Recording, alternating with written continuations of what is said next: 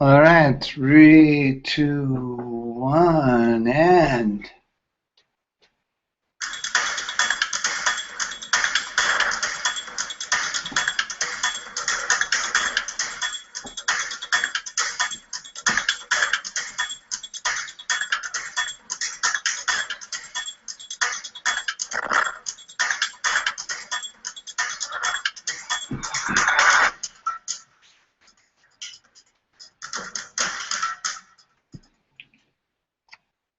all right. Hello, hello, hello, everybody. Hi. Welcome to our webinar of Understanding the Language Your Face Speaks. I'm going to see if we have anybody on yet. I think we're still kind of signing in. People are still kind of making themselves known. So I hope everybody's had a great day, is having a great day, or will be having a great day, depending on where you are. My day was pretty damn good. It was today. I just got out of an alumni workshop that I have for the past 4 hours, which is really cool. I have students who work with me over the past few years. People who these actors, a lot of these actors you see, they're actors who you'll see them on commercials all the time, in TV shows and films, and yet these actors show up to my studio once, twice, three, four times a week. Not because they need to learn the craft of acting, but they just want to get better. They're dedicated to craft, and as I said, they don't have to. So I stand in admiration of those actors who just want to do better. So are you ready for a little paradigm shift? Are you open for it? So let's get started. Let me first introduce who I am. My name is John Sudol. I'm an acting coach here in Los Angeles. I've also worked successfully in the past 35 years as a writer, director, story editor, casting director. I was an artistic director of two different theaters, and one here in Los Angeles, one in Seattle, and I'm also the author of a #1 best-selling acting book on Amazon called Acting Face to Face. It's the actor's guide to understanding how your face communicates emotion and communicating emotion for TV and film. Also, that includes your headshots. And today we're going to kind of really get in to nuts and bolts of how your face is communicating. But as I'm going through our little talk here, I want you to think close-up. I want you to think medium shot, and I want you to think headshots and how this whole process is going to be fitting into that. Let's talk about a little bit about this webinar. What I'm hoping to reveal to you and share with you is how the face communicates when emotion and thought. Now, when you think about it, when you think about the craft of acting, since Stanislavski, not much new has been brought into the actual craft of acting. We're still in that same beautiful process, that he started all those years ago. But in 75 years, we really haven't added anything new. And today, I'm going to share with you something that's new. And the only reason why it's new is because of what we now begin to understand about emotions and how they're communicated. It always works better, if you're participating. If you have a question, put it in down below in the section. Just leave your comment. If I can't answer it right at the time that you're asking it, I will ultimately either at the end of this webinar, maybe we'll take about 10-15 minutes. I'll make sure I answer all the questions, or we'll be answering it as we go on. So if you have an aha moment, jot it down, share it. It makes me feel good. I'm going to ask you to do, if I do say something that gives you an aha moment, if you look up to the very top of this page, you're going to see a like button. So if I give you an aha moment, or it's something that you think is worthwhile, well, then go ahead and show me and hit that like button.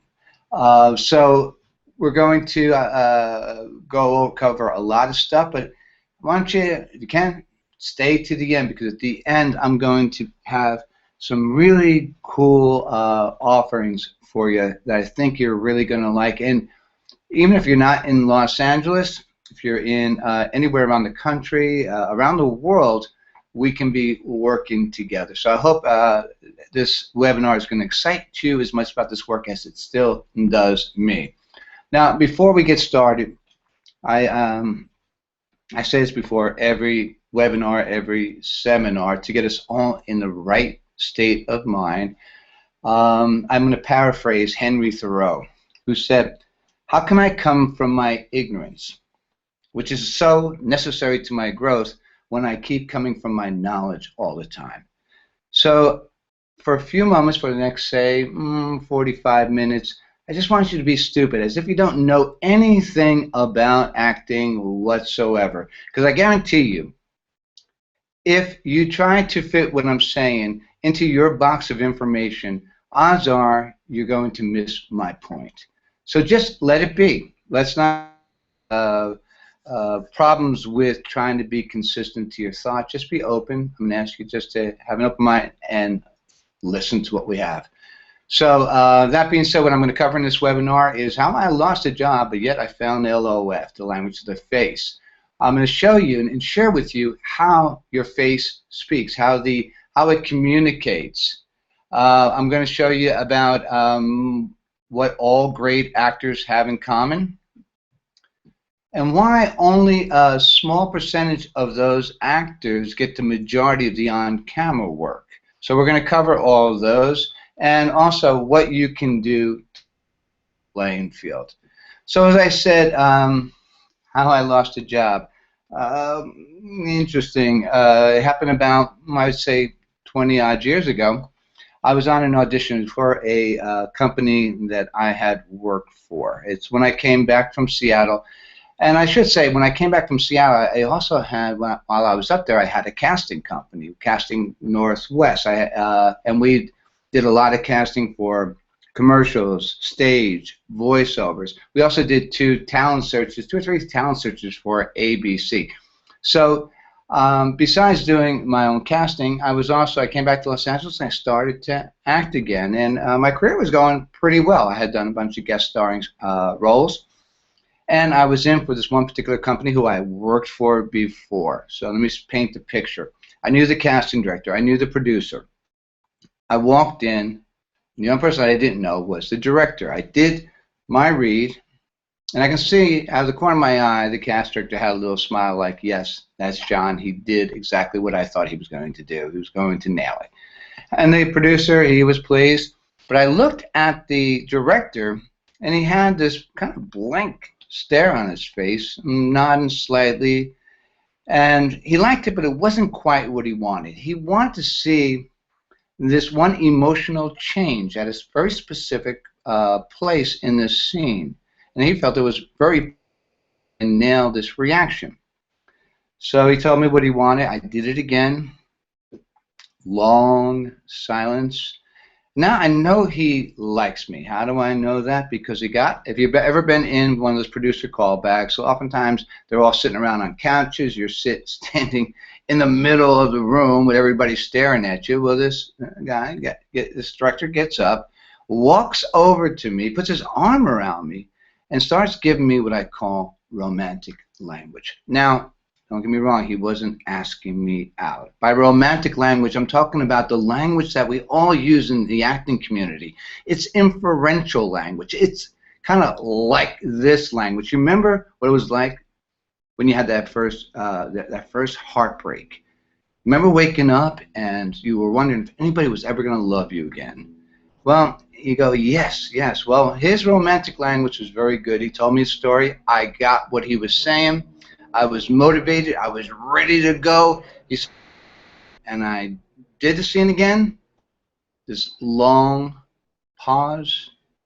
And if you do this with me right now, just take the corners of your mouth and stretch them like a little sideways smile, just a little brief smile. Just stretch them a little bit and say thanks as you lift the cheeks up. And you will get that phony, painful smile. And that was exactly what he did. And I walked out going, what? Have you ever been in that place where all you need to do is one thing? They're just asking this one thing. Just do it, and the job is yours. Well, that's where I was, and I did not do that one thing. I did not come up with the reaction, the emotional expression he wanted right there, right then. And I walked down incredibly frustrated. Why? Because nowhere in my toolbox was the tool that told me how to interpret what he was saying and come up with a emotional response that he wanted to see, that he could recognize. I was trying to create it through the circumstances, bring it through my body, my voice, make it real to me. However, although I thought I was giving him what he wanted, I wasn't. And that started me thinking about what tools are, when we're coming from stage into on-camera work and auditioning, might be missing. Why didn't I have the tools to give him that? Well, that kind of move, that episode right there stayed in my memory banks for a long, long time. And it was the seed that was planted that ultimately led me to this process, which I call the language of the face. And I'm going to tell you a little bit more about language of the face as we go on, but let me just give you a little bit of a definition of the language of the face, which is a process and a set of tools that teaches you how to communicate non-verbally what you feel and think through the use of emotional facial expressions. Now, what it does is it allows the viewer to read your mind. Now, when we are not speaking this language, this language of the face that every on-camera actor has to have, when we take our stage training tools and try to adjust them to get that same type of emotional facial response as the actors who are working all the time, it creates some problems. So let's take a moment to see if any of these problems that I'm going to list that you might have as well, or challenges. Has anyone ever told you often that your acting is too big or too small? Or do you have problems adjusting it? Take a moment to think about that. That's a yes or a no. That when you see yourself on screen, that you can tell that you're not revealing what you're really feeling. Anybody have that challenge? How about you can't stop your face from moving? Anybody have that one? That your face been told that it's very, very busy. Seems that no one knows what I'm feeling. Anybody have that? How about every headshot that you take looks the same, or it's variations of the same expression on your face? Have you been taking headshots and you're trying to, create this, you have to creating the emotion, but you're having problems just bringing it to your face? Anybody have the problems with their headshots? Why don't you take a moment here. Now, if I'm going to ask you all, if you can say yes to any one of these questions, and see how brave you are. If you can say yes, play along with me and raise your hand. You can say yes to any one of those. Okay, you get your hands up? All right. Okay. Here's the thing I want to show you is that you're not alone. These aren't all the people who come to my seminars and workshops, but yes, out of all the years of doing this, so many people, I would say almost 95% of the people will have at least one of those challenges. And they occur when you try to use your stage acting training and your tools and adjust it for the camera. Now, when you think about this stage acting, when you think about how do you communicate emotion for the stage? Now, all my stage actors out there, you're probably going to tell me the two ways we do it are through the body and the voice. We need to hear it and we need to see it. However, when we get into on-camera acting, we need to be a little bit more subtle. And it needs something that can only be seen in a medium, in a close-up shot, and that is your face. Now, keep in mind that we have 3 channels of communication, of nonverbal communication. You have the body, and you have the voice, and you also have the face. In the last 75 years, all we have used is the body and the voice. Tonight we're looking at how the face plays into this emotional triad.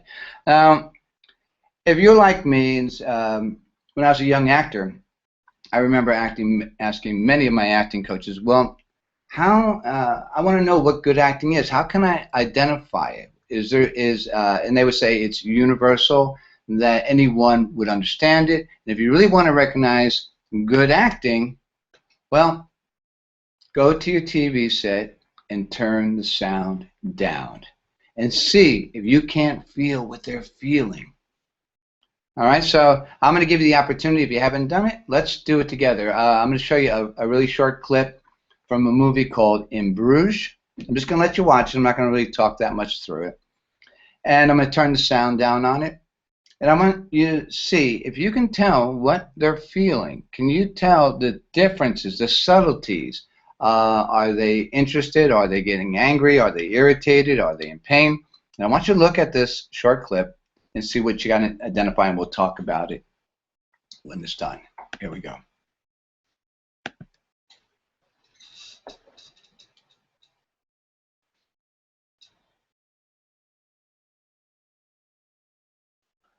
Watch the changes. Subtle.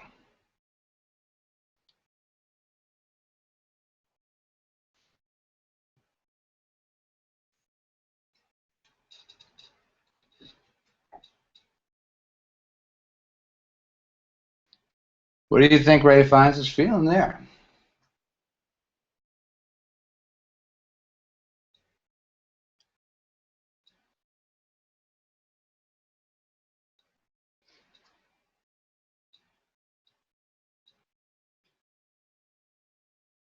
A little bit of stand up. You can tell what Ray finds is feeling.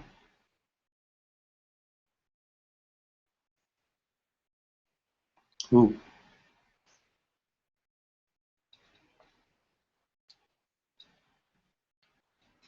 Good tension around the ridge of the mouth. How the eyebrows are pulled down. Those folds. The tension around the eyelids. You can tell what he's feeling.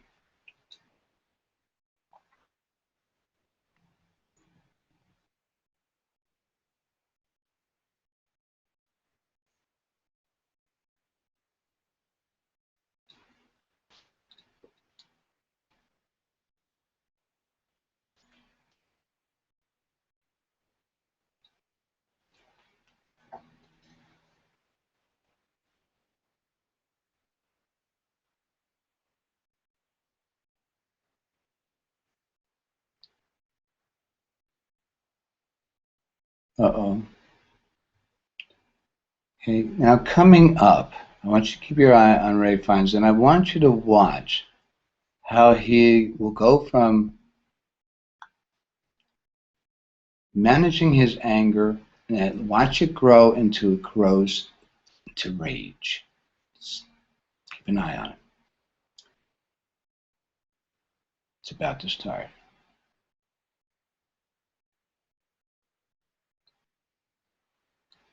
And here we go. Watch. There it is. Watch it growing right there. It's getting that's anger. Now watch it go to rage. Watch his eyelids. That's right there. Bang. He's into rage. Cool. Now, as we watched that, we were able to pick up the subtleties of what they were communicating. Was that good acting? Were you moved? Did you feel something from it? Without any sounds, any words, can you tell how they were jockeying for power? Can you tell how one was a little bit more submissive? Could you tell that that Ray Fiennes went in there with a mission and he never left it? Good acting? I'd say absolutely. Now, if you were moved by it, you understood it, you felt it. But what was it that you were seeing? Most people have the ability to read this emotional language that the face is speaking. You saw when he was getting a little irritated, you annoyed as the anger began to grow. When you looked at Brendan Gleeson at times, you probably noticed that he was really a little reluctant, that there was pain in what he had to tell Ray Fiennes. But most people have this ability to read it. However, great actors have the ability to speak it. To give you a better example of how we read facial expressions, how we know it intuitively, is that think about when you have somebody who's close to you and they're a little bit upset, worried. They're feeling a little sad. They're feeling a little irritated, annoyed. They're in a good mood. You're reading, you're picking something up on them. They might not know exactly what it is, however, you feel it. And that's how the face is communicating to us. We recognize what someone is feeling because they're doing something very specific. Let's look at some more actors real quickly. Just take a moment to look at these actors. You all recognize who they are. Can you feel what they're feeling?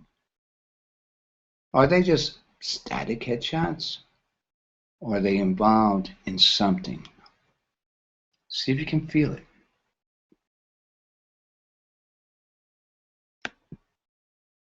How about here?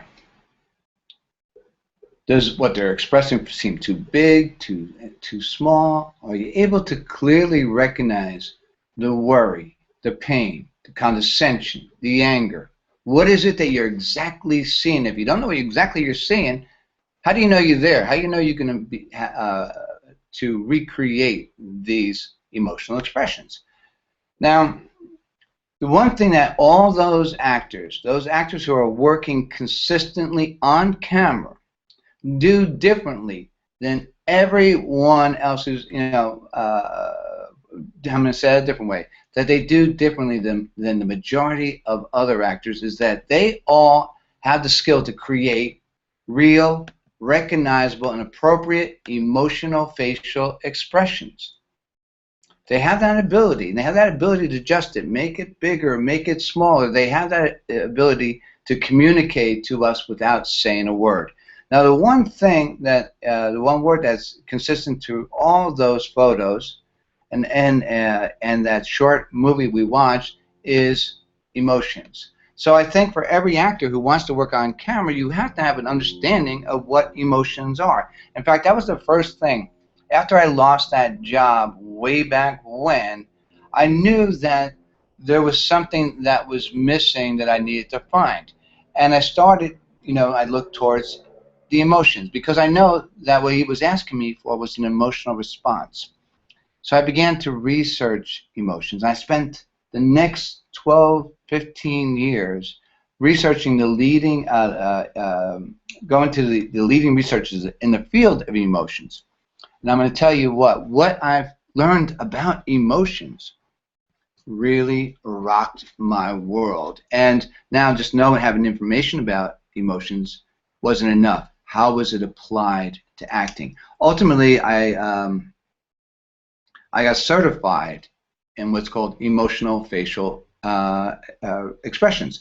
Now, people who work for the FBI, CIA, and all the law enforcement groups, they're going to really be very strong into identifying what's called micro-expressions. And that's some of the research, a big bulk of the research, of my research, have been into micro-expressions. And we're going to get a little bit into that a little bit more. But I just wanted to talk to you a moment about the importance of understanding emotions. So most people haven't studied emotions. They don't know what they are. They only know about what they do. So let's define emotions. Emotions are reactions to things that we deem to be important to our well-being, either in a positive or negative way. Now, the key word on here is important. You see, if we don't find it to be important, we're not going to get emotional. And when you think about when you're trying to prepare for your scene or prepare for your headshot, whatever you're going to be doing, and you try to recall something, well, you might think that it's important, or maybe it was important at one time, but it's not important now. If it's not important, you will not be moved by it. You will not become emotional. So in order for you to deal with it, you take something that's not that important and you start bringing the body and the voice into it in order to make it more important, and then it feels more important, but by that time your work is so big. So today we're just going to touch on as I said, how the face speaks, and your face speaks very emotional, cognitive, and emblematic language. But I really want, although it speaks those three today, I'm just going to focus on the emotion. I mean, there's so much to talk about. We got an hour. I'm not going to be able to get in all of it. So I'm going to stick with just the aspect of how the face speaks. So anywhere on the planet, research has shown that people will recognize 7 universal emotions. Anywhere on the planet, from the highlands of Papua New Guinea all the way out to Japan, Tokyo, to Europe, we all recognize it because all these emotions that we're about to see are also biological. They're expressed with the same muscle groups. Now, what makes them universal is that they do have very unique and very distinct muscle groups that are part of that emotion, and that emotion only. You won't find the muscle groups in anger, they're not the same as ones in sad, happy. So, you know, when you think about casting or, casting, they say, you know, we'll know it when we see it. Or directors who say, keep doing something, I'll know it when I see it. They know it because these are recognizable. Now, as I said, they're biological also, and not just from a standpoint of it makes us feel a certain way, but when you become emotional, it begins to change your body chemistry. You begin to, it might change the breathing, the skin temperature, the heart speed, the breath. All that begins to change. Also, when you see these emotions on someone else's face, they make you feel something. For example, if you looked at the anger, now that is going to trigger fear in us. Now, it depends on your psychology, your cultural upbringing. Maybe you're not allowed to express fear. So you might go back to anger. So they trigger the fear then triggers the anger. Or maybe that anger force is too great for you, and it triggers the sadness. You might think that the person who has that angry face is no threat at all, and you might go down to that face of contempt. So it's triggering, strong emotions will also trigger emotions in us. So these 7 universal emotions were first defined by Dr. Paul Ekman. Now these emotions are universal in muscle groups, they're universal in sensations, and they're also universal in the impulse to action. Now you think about that as actors, don't worry about, about the emotions, and yet you need to know what emotional state the character is in when that's your preparation. We always said that emotion is the impulse to action, but yet we never really were clear about what those impulses were. We do understand that. For example, when anger is triggered, the impulse we have is to remove that interference. It's the only emotion that has the intention to hurt purposely. When you get angry, you want to punish, you want to retaliate, you want to seek revenge. So there are our actions when we are feeling that emotion. That's what our brain is wiring us to do. Now these emotions, what's really interesting about it is that if you activate one of these muscle groups, you will begin to feel that emotion. Let's try it. See if you're up for the test. There's 3 pictures of me. We're going to start with your neutral. Here's what I want you to do. I want you to let your mouth just slightly drop open, just a little bit. And then I want you to imagine the hinge that jaw is on, and I want you to jut the jaw out slightly. So you can see the photo just a little bit. And I want you to move it just left and right, and you're seeking a little negative energy, a little energy that might sound like. Now just move it, and once you found it. Now, for those of you moving it real fast and real big, stop it. Slow it down. Just make it small. Seek it out. Once you find it, hold it. Then I want you to press the teeth together wherever they are. Just close the mouth tightly. Pressing the lips together tightly and hold it. I want you to notice how your breath is beginning to pick. Right now, you might find yourself staring directly in front of you or directly down in a definite tunnel vision. The more you press it down, the more you're going to feel this anger begin to build. Now just stop pressing down, let the mouth drop again, and slowly move it left and right, and feel the impatience begin to grow.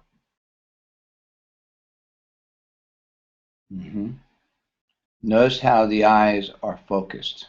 They might even be narrowing up slightly. Cool. Did anybody can release that? Let me know how that experience was for you. We're a little bit, I'm a little bit ahead of you, so I have to wait a moment or two to get things caught up. So let me take a moment to see if there's any comments I need to address right now. So far, so good? Nobody has any major questions? A lot of hellos. So let me take a moment to all those hello back. All right. So what we were looking at before in those photos, of the 7 universal emotions, the way they were expressed is what is called a macro expression. What that means is that when there's no reason for you to modify what you're feeling in any way. A car nearly ran into you, and there's no reason for you to hide what you're feeling, or you get some really good news and you break out in a smile, and there's no reason for you to manage that in any way. Then it's expressed in what's called a macro expression that usually has all the muscle groups, and they're revealed, you know, in just the way I was showing you. Now, micro expressions, on the other hand, are very small conscious or unconscious leakage of expressions that you really feel, but for some reason you can't reveal them. You guys ever see the show Lie to Me? If you haven't, go on Netflix and get the show and watch it. I think especially the first season was great. So micro expressions usually are much quicker than the macro expressions, which can last anywhere from 4 seconds. Depends on how long they're triggered for, but they usually last between 4, 8, 10, 12 seconds. Some emotions expressions may last longer, like sadness, but for the general, they hang in there. Micro expressions are like 1/25 of a second. They're very, very fast. Now, the third way that emotions are expressed are what's called the subtle or the. In that case, there is when an emotion is just beginning to form.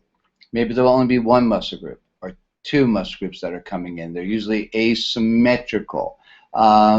Also, lower intensity emotions may only have 1 muscle group or beginning of 2. So the way your face expresses emotion, the macro, the micro, and the subtle and partial. And when you think on camera, not everything is big, those big macro expressions. We're thinking the subtle and the partial. Now, for the micro expression, I just want to show you this a second for those people who like diagrams.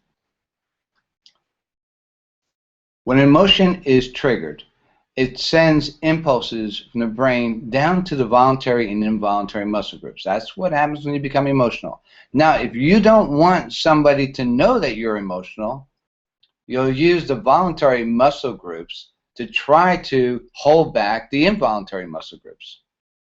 You think about when you don't want to cry. You think about when you're angry but you can't, show that. You try to remain neutral.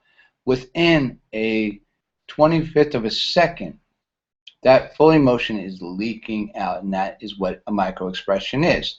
For me to get certified on an expert level, I had to get over 98%, identify over 98% of what people were feeling in a flash of a second. So there was different faces, different emotions, different ethnicities, different genders. I got 99% correct, so I'm really good at spotting these micro expressions.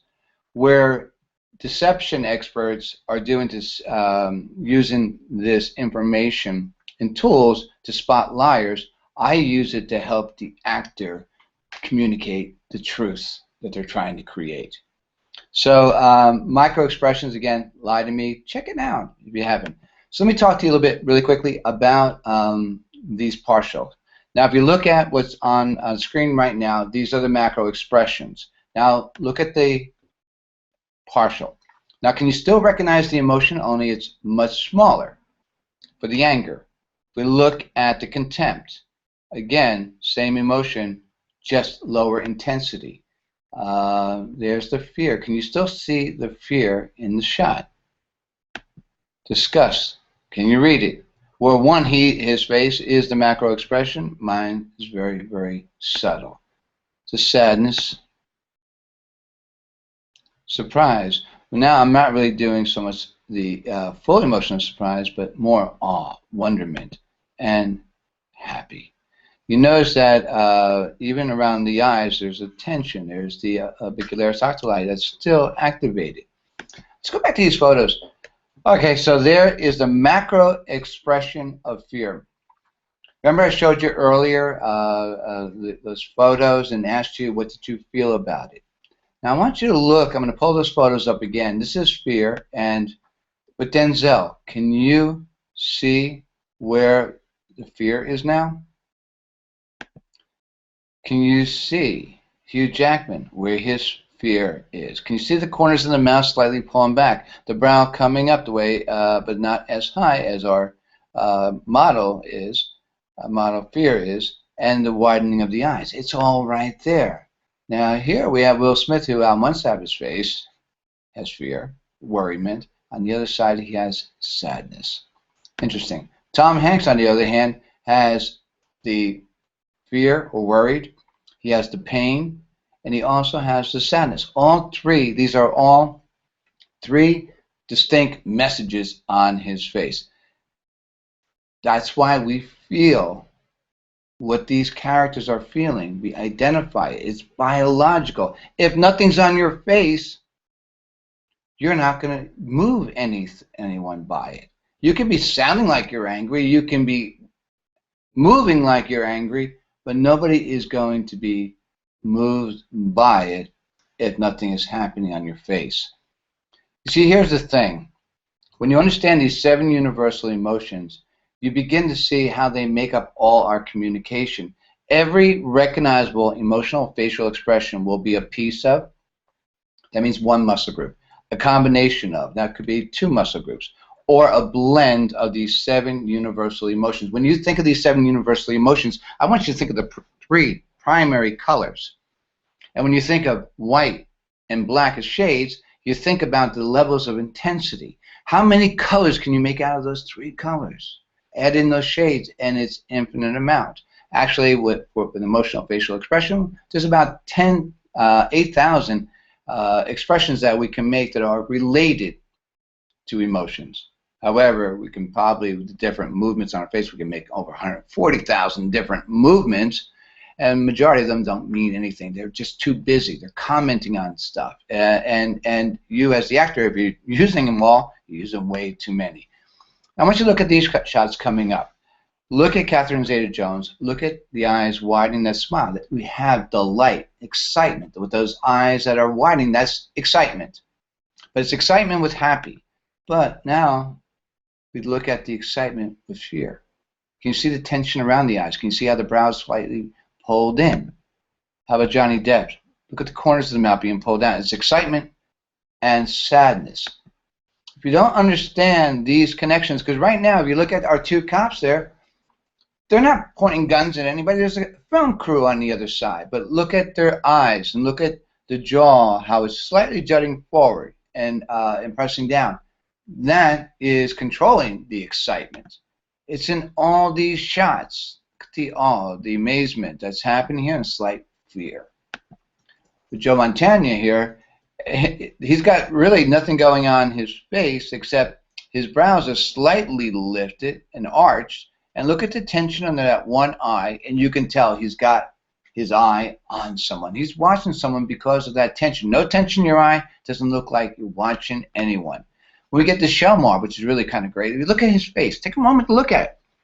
Why do we see him as the most compassionate one of the agents on Criminal Minds? Look at his brow.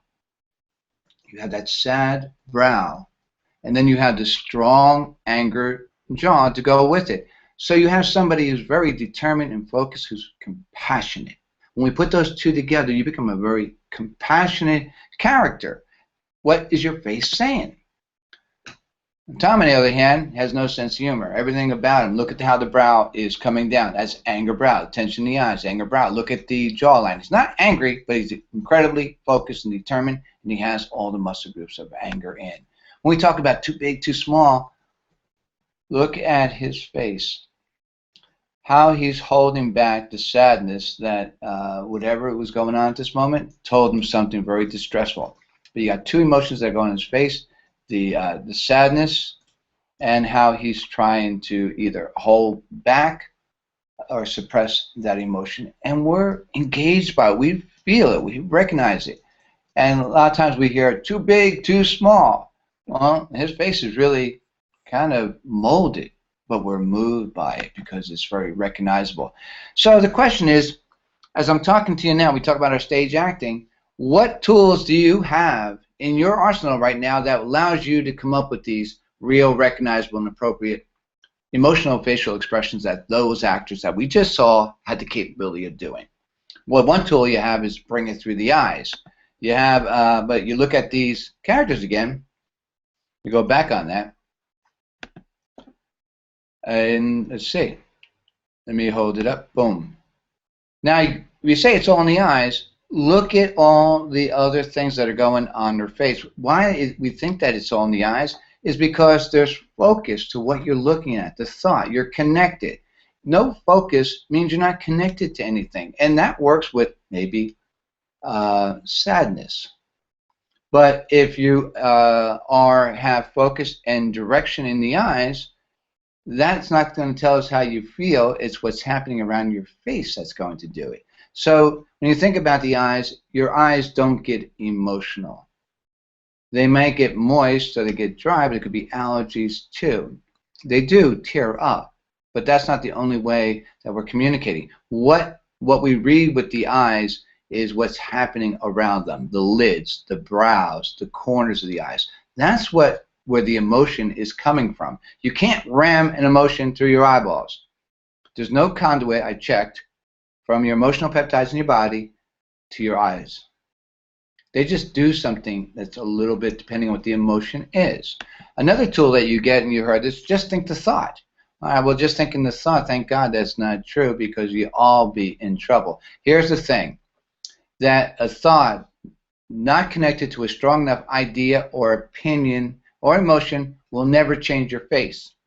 However, a facial expression without a thought is an acting lie. It's always stimulus response. So I'm not talking, maybe it's a good time to go, listen, I'm not talking about face acting here. I am talking about the direct result of thought and feeling. And these things happen when they're strong enough, when they're important enough to us.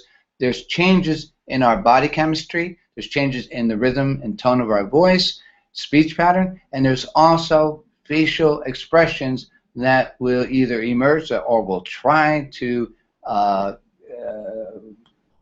cut them off, one or the other. But thinking the thought itself is just not enough to change and communicate. Being honest is another tool that you often get. How many times, if you're working with your acting coach and going, you're just not being honest, you're lying. Well, being honest is, I think, first way to define what being honest really, really means. And a lot of times that honesty is actors come to rely on is how they're feeling to determine whether or not they're being honest and truthful. There's two truths that you have to really be concerned with. That is the inner truth and the outer truth. Inner truth is all about your thoughts, your feelings, your impulses. The outer truth, I think, is as important, if not more important, and that is what the viewer is picking up and seeing.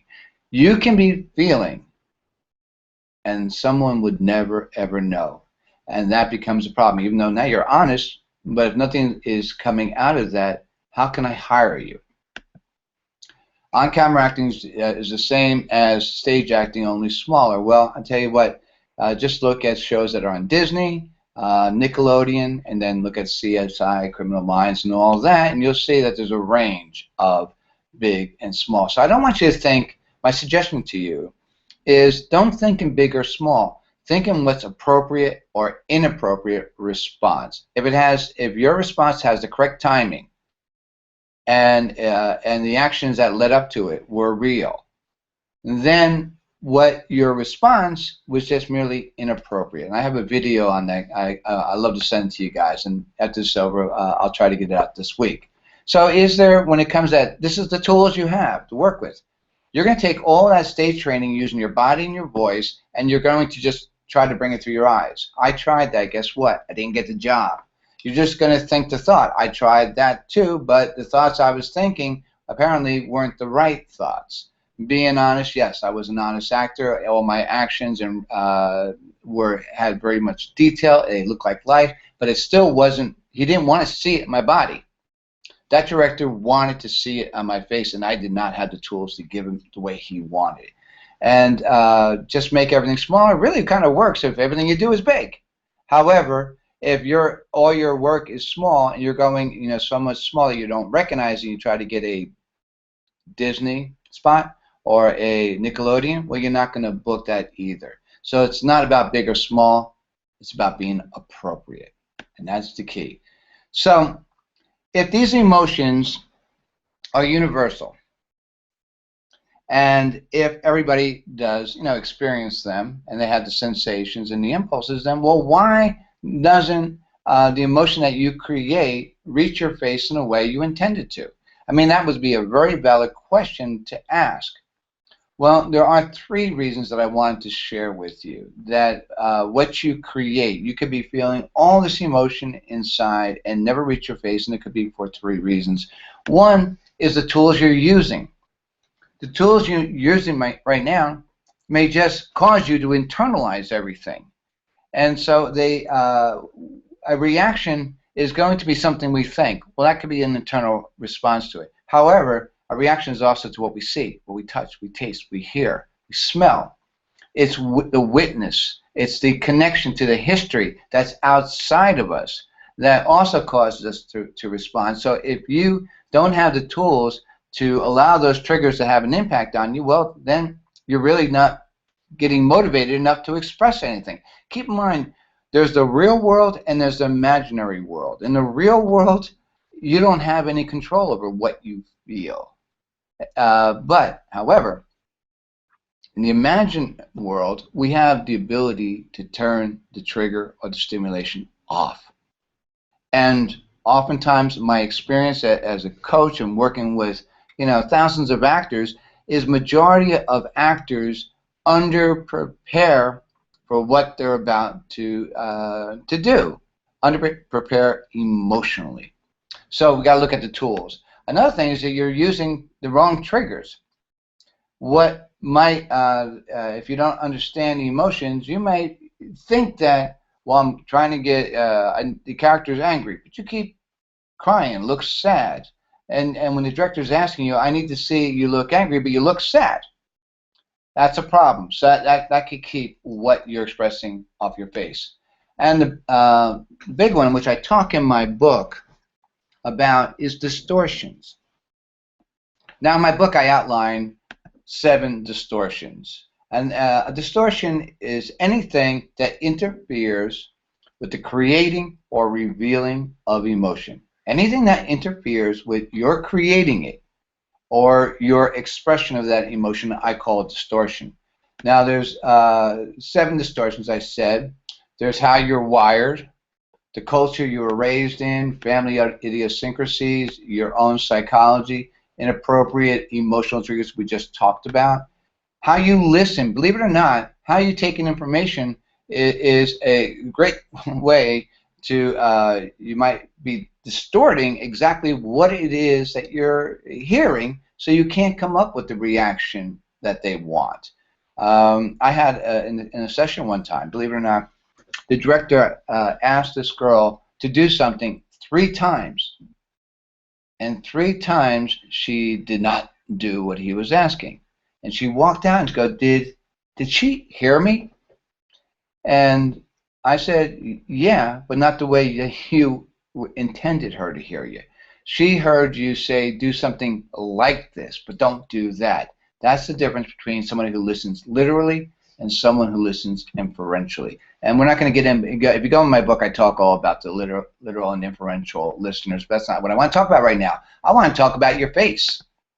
So your face is one of the biggest distortions, or I guess the channel that can create all these distortions.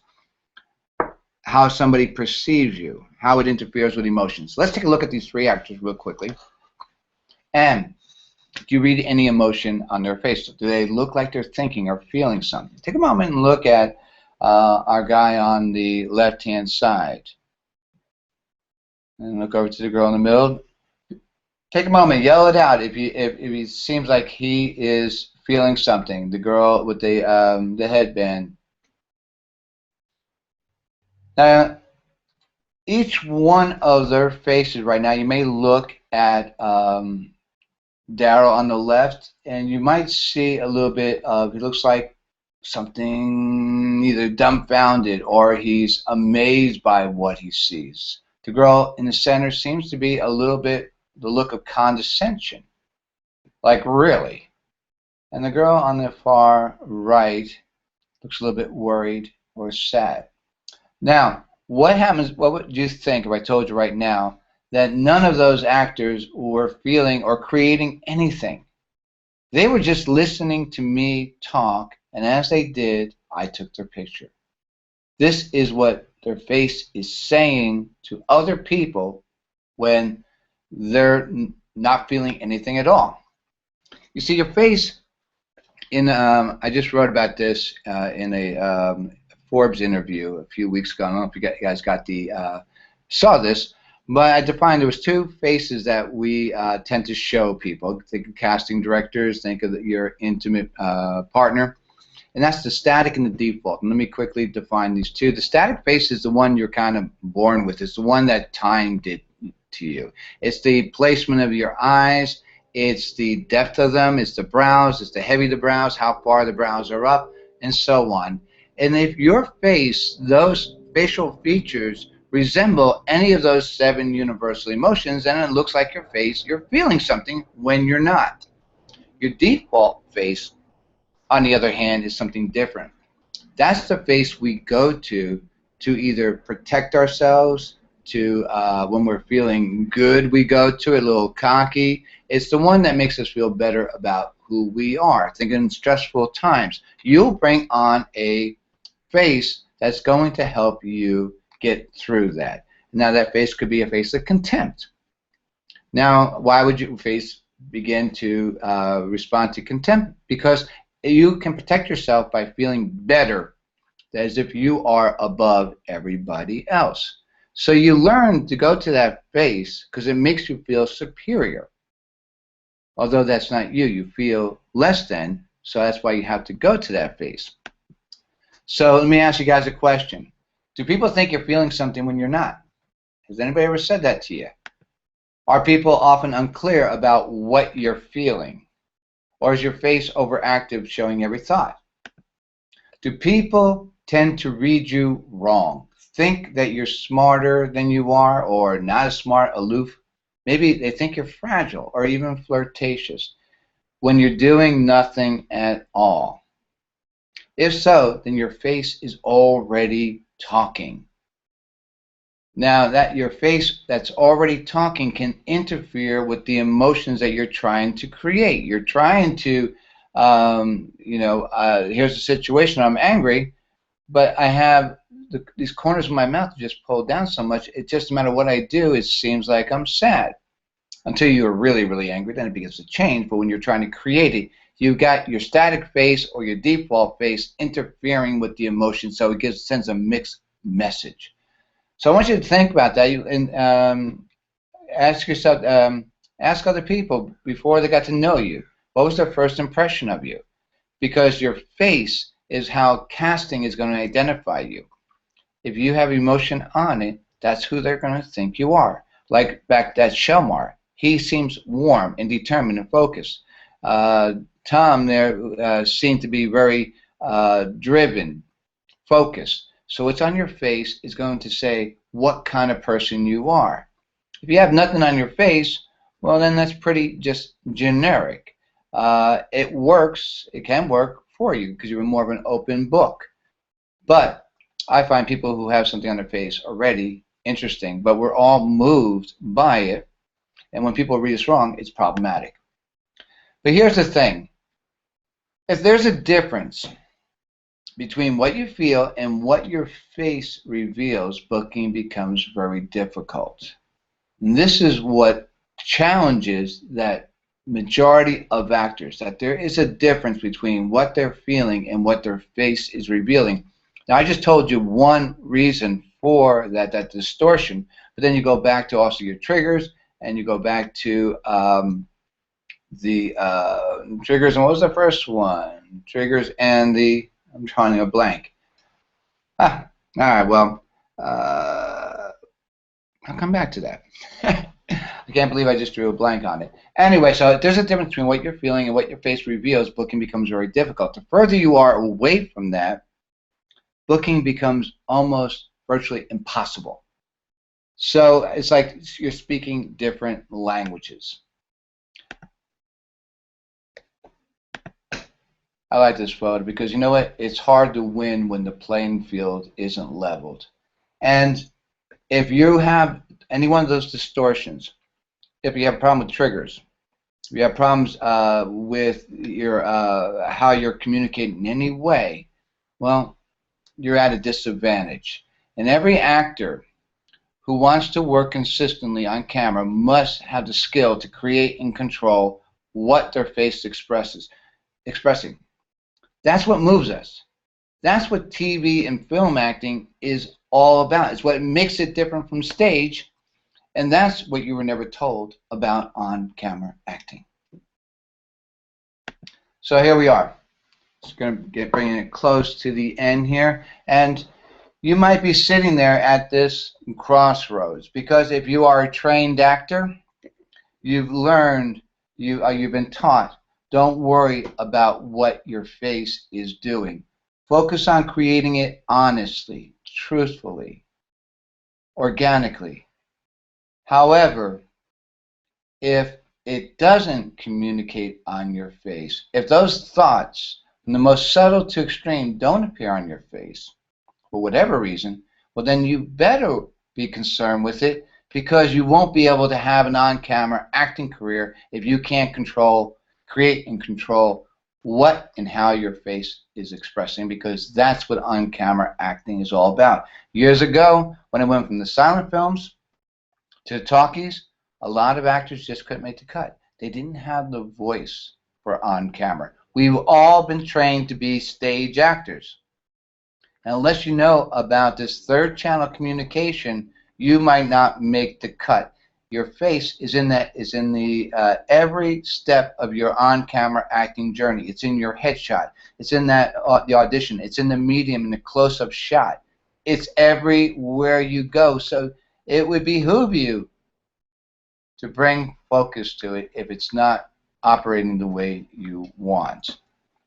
So right now, if it's the point where I'm going to be talking to you about some special offers that I have. It's a little bit what I'm going to offer. So for those of you who showed up, you got the information, and you're good. I'm not going to be upset if you need to leave right now. I just want to be talking to the people who really want to be more on the inside of what they need to do to increase the odds. So I'm going to give you a few moments.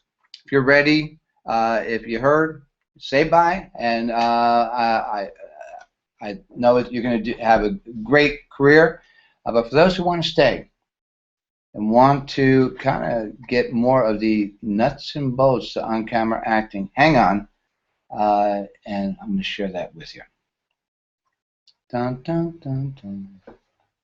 Okay, so if you are one of those people, that 20% that if you read my book, I talk about this, 20%, that they have just as much skill as that small majority of actors who are working now. They have the talent, they have the look. The only thing they don't have is that skill to create and reveal what their face is expressing. If you're one of those and you want to get your on-camera acting career on, then I say game on to you and let's do it. So the first step in leveling the playing field and speaking the language of the face is getting into what I call emotional alignment, because I just told you if you're out of emotional alignment, we got a problem with that. So to do that, we have to understand how you personally reveal. We have to identify those distortions. I have to share with you what emotions are, what triggers them, what they compel you to do, what they feel like, and you need to understand and master all these emotional muscle groups, from subtle to extreme, because that is how we intensify or de-intensify what we're feeling. So those are the three channels. Now, the reason why we're going to go that is if they don't recognize what's on your face, how can they hire you? That's simple, right? If you can't consistently create and control what your face is expressing, how can you repeat it? What you're expressing, how can you make it bigger or smaller or more or less intense? How can you adjust it? And those are the three things that all on-camera actors need to know how to do, and getting into emotional alignment is the first step.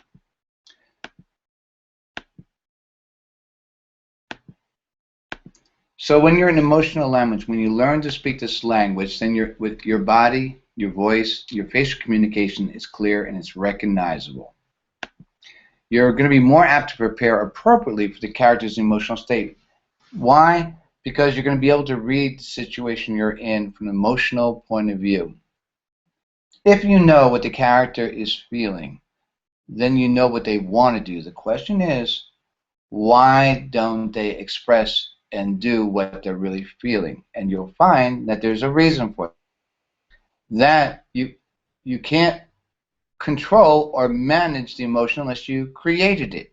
So the key is to identify it and identify what has made you, the character or you, emotional. When you're in emotional alignment, you're not second guessing what or how much you're emotionally revealing, because you can feel the changes in your body, your voice, and your face. You know the subtleties of that. So you're not second guessing about what it is. Back to that modifying, again, you can't modify what you haven't created. So we have to stop under-preparing for the role and start preparing to the intensity that we need, and then begin to modify. See, getting an emotional alignment, speaking the language space, it is a game changer. So many of my actors, I'm just going to throw these guys up some recent, Gunnar, you probably recognize him, tons of commercials. Retha, who's working with Betty Weiss, all her reactions, stuff that she's come up with, direct work. Comedy is built on. Kendra has booked a ton of commercials, working all the time. Not just commercials, but a lot of these actors here have spent a lot of time. Criminal Minds and CIS. They've worked a lot of cool movies and TV shows. I'm not going to pump all my actors here. I just wanted you to get the idea that I work with actors who are just starting out to actors who are very seasoned. This was a very cool email. As you look right now, you can see the date, May 22nd. That was this morning. It came at 6:58 a.m. And this was a really cool email because I just finished this class up probably 2 weeks ago. It says, John, so glad I took your web class last month or so. I just booked and shot a national commercial for Nutella. And I used all the commercial facial emotions you talked about in your audition process and on the set. And your class was right on time as I booked this national commercial right after taking your class. Thanks again. I look forward to studying with you again soon. Jacqueline, New Orleans actor. And we did this, the whole workshop online. That was very cool. Very happy about that. So emotional alignment, that's what you need to do. You need to get in, be able to feel that difference between what you're feeling and what you're revealing and bring that into balance. And when you do, it can't help but make you a better storyteller. How are we doing on questions? I just want to, I have a little quick offer here. Anything that I haven't addressed so far? Okay, cool. I think I've been covering everything, which is great.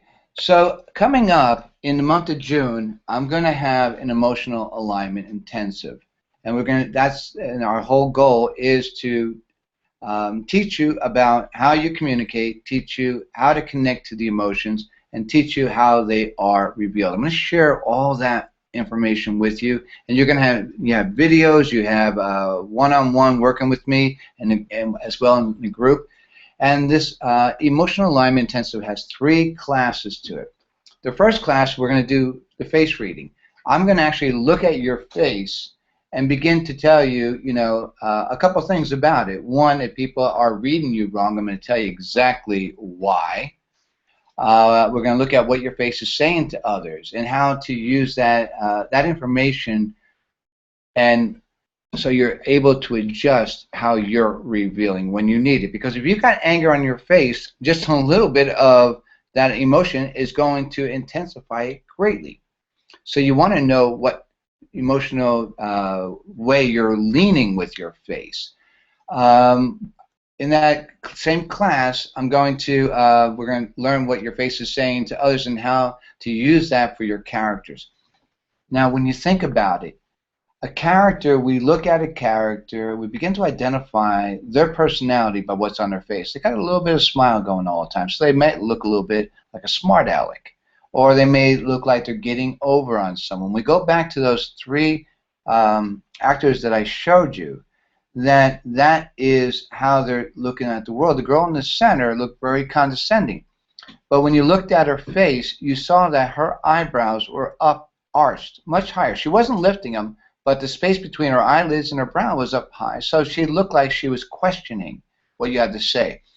Those heavy eyelashes she had made her eyes look a little bit heavier. So there was a little bit, again, doubting, and the tightness around her mouth, the anger, so it looks like she's saying, "What did you say?"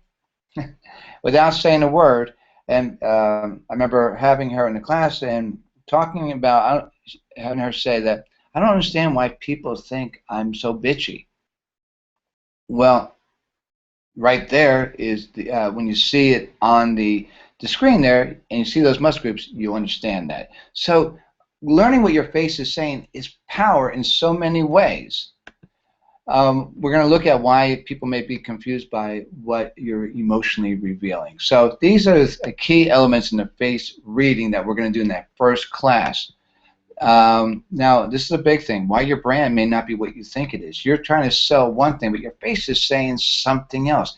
I suggest let's ride the horse in the direction it's going.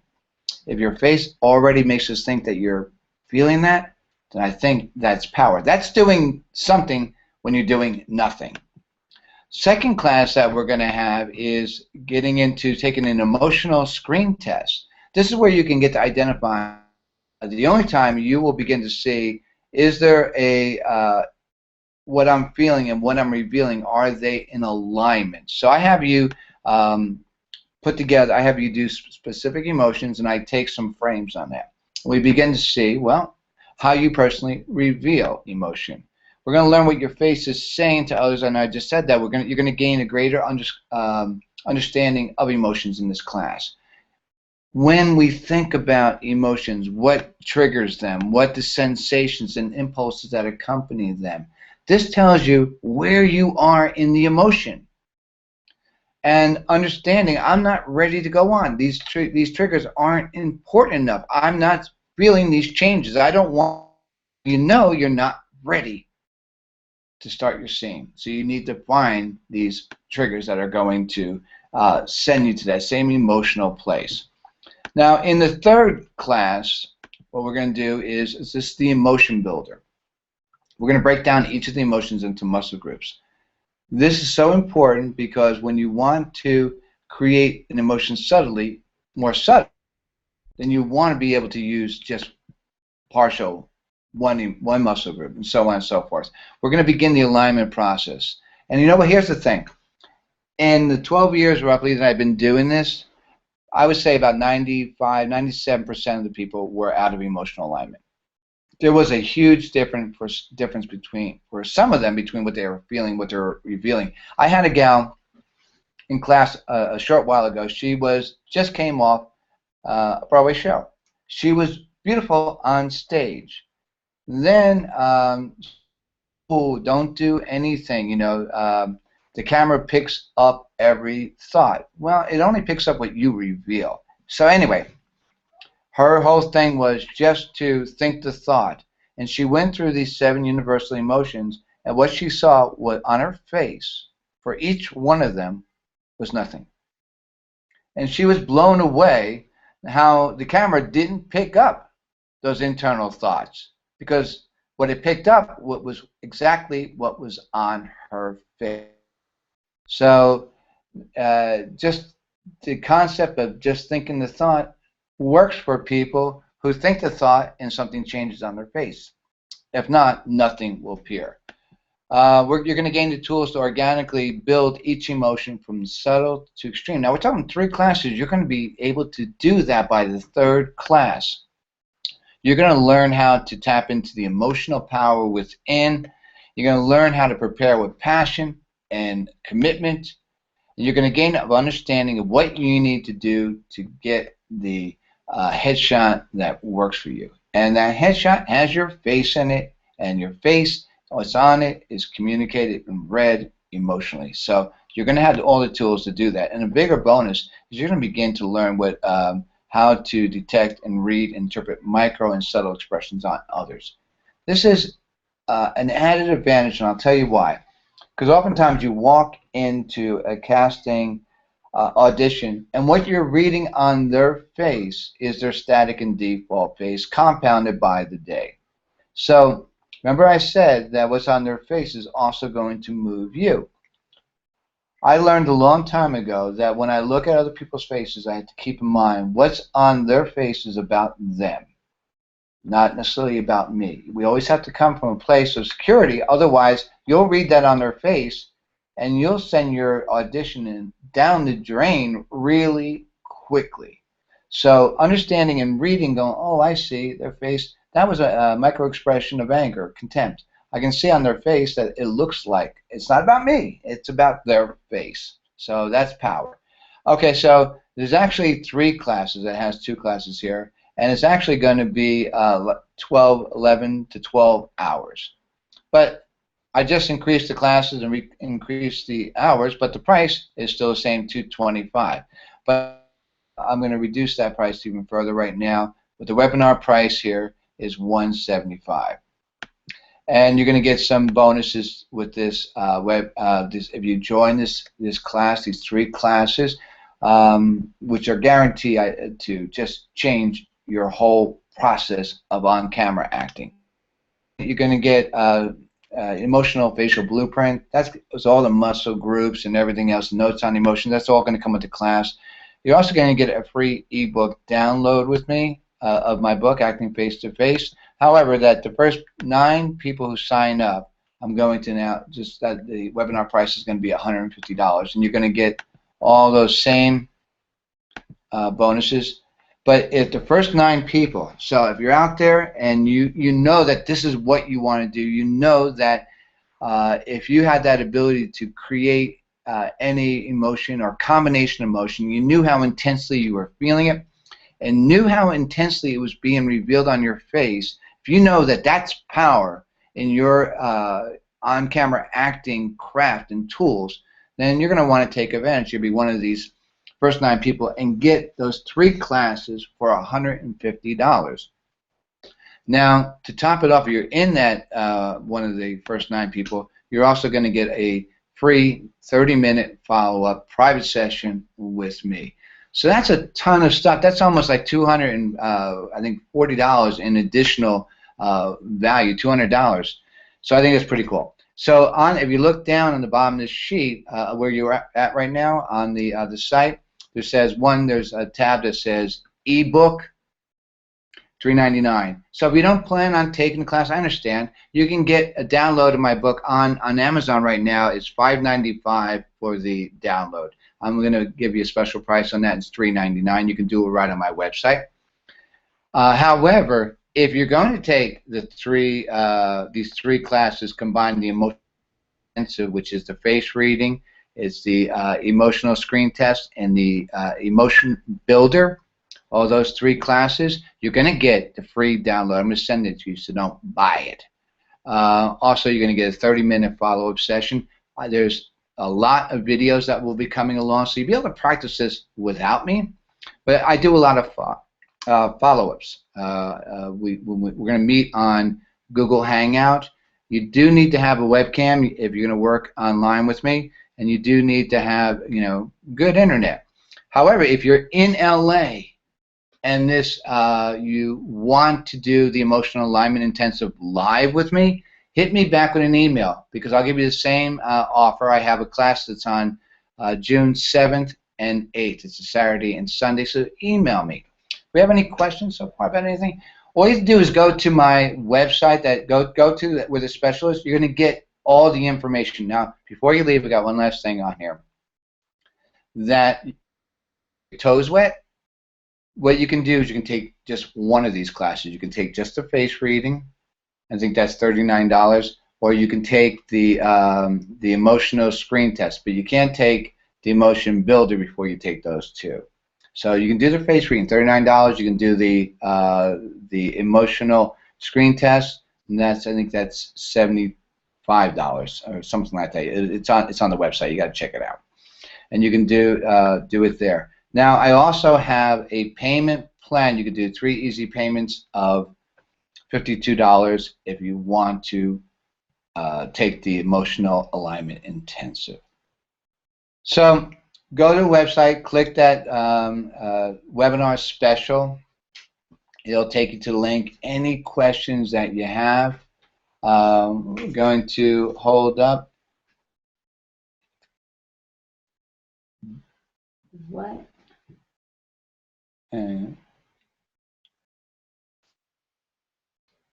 We have here saying,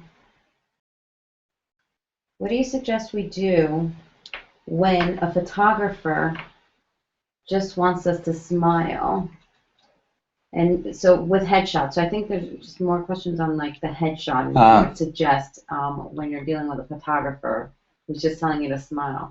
Well, I think going in, and that's a really great question. Going, okay, you're letting the photographer tell you what headshots you want.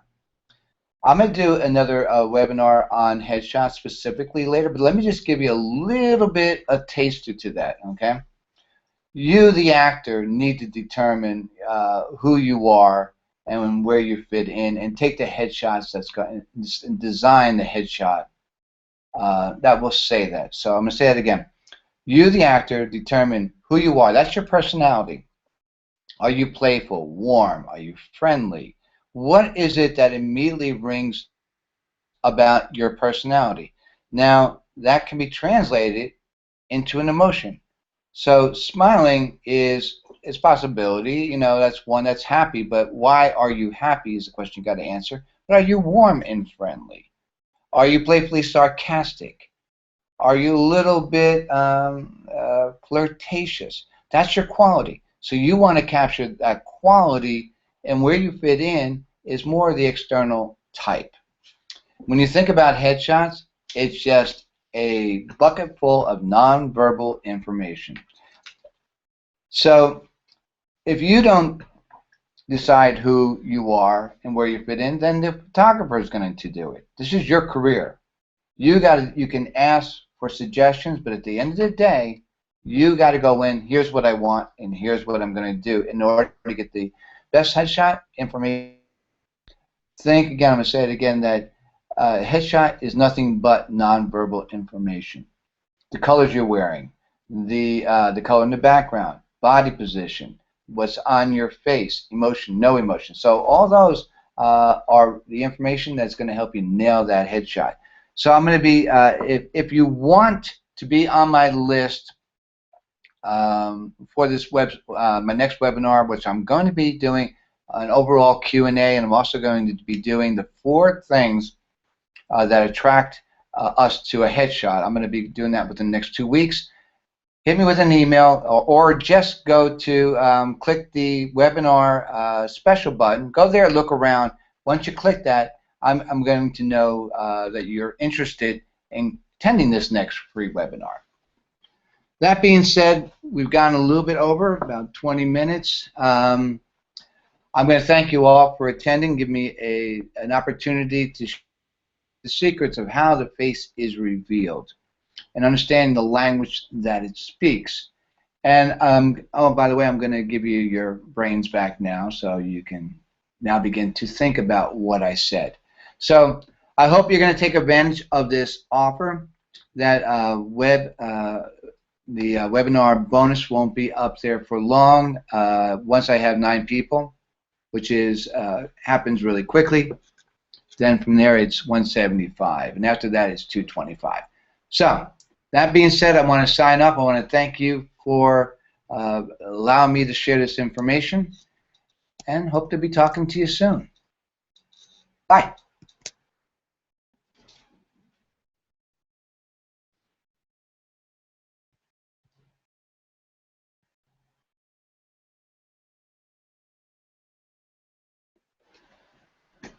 What? Were you able to hear me okay on that?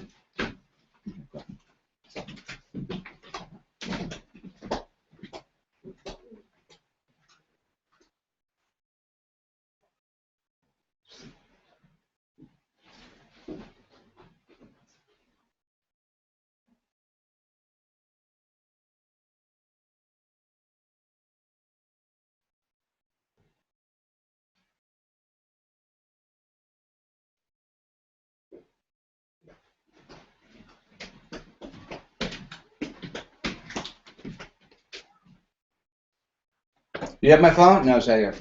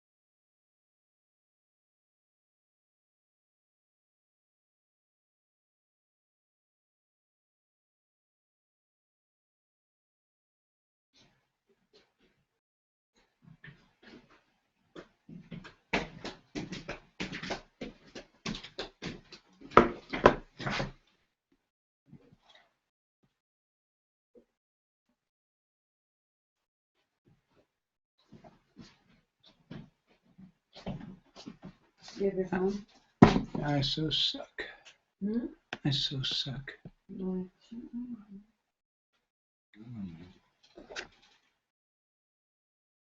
do you say that? Why do you say that? Okay, 1 second. You didn't record it? No. It's recording? Okay, because that's what I thought you were going to say. Mm.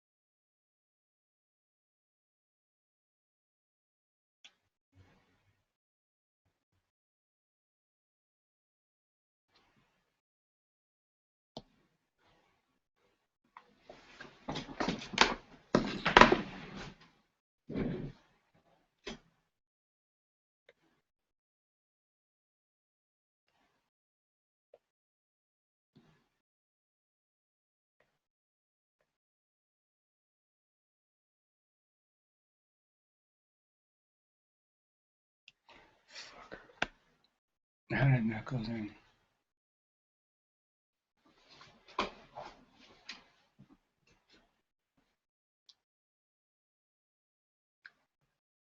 Fucker, cocksucker, how did it change?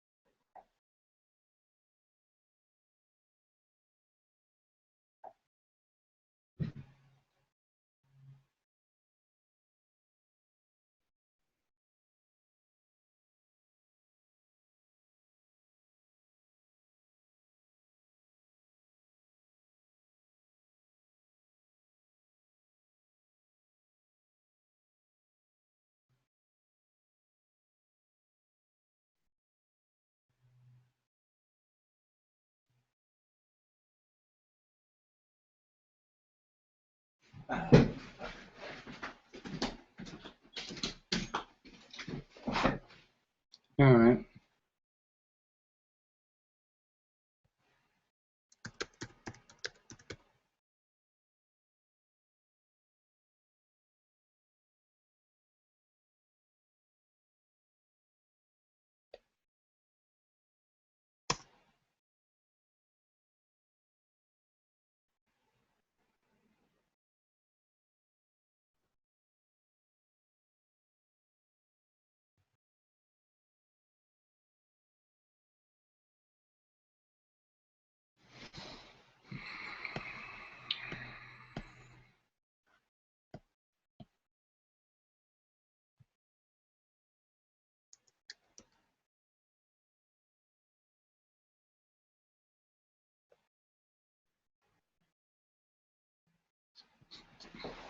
How did you do that to me? You motherfucker. How the fuck?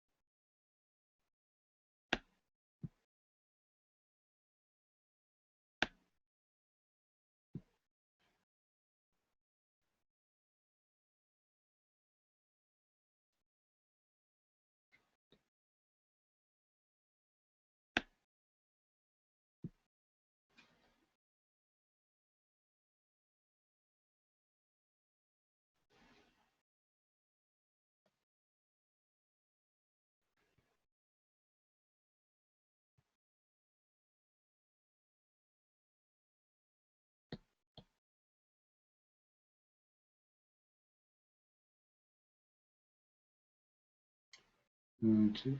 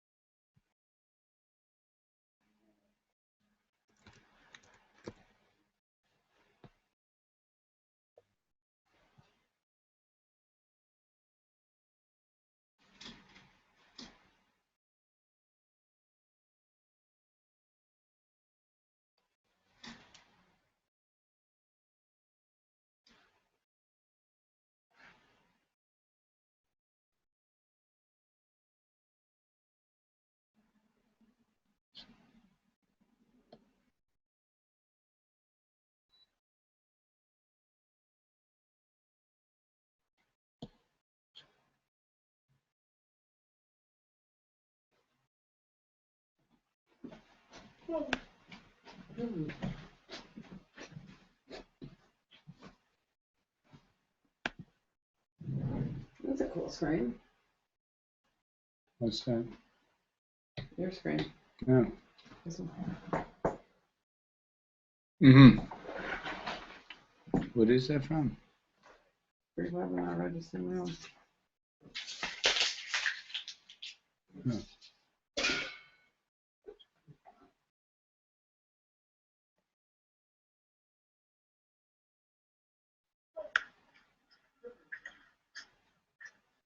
This one. That's a cool screen. Okay. Your screen. Yeah. Mm-hmm. What is that from? Free webinar register room. Oh, you can do the face screen, $39. You can do the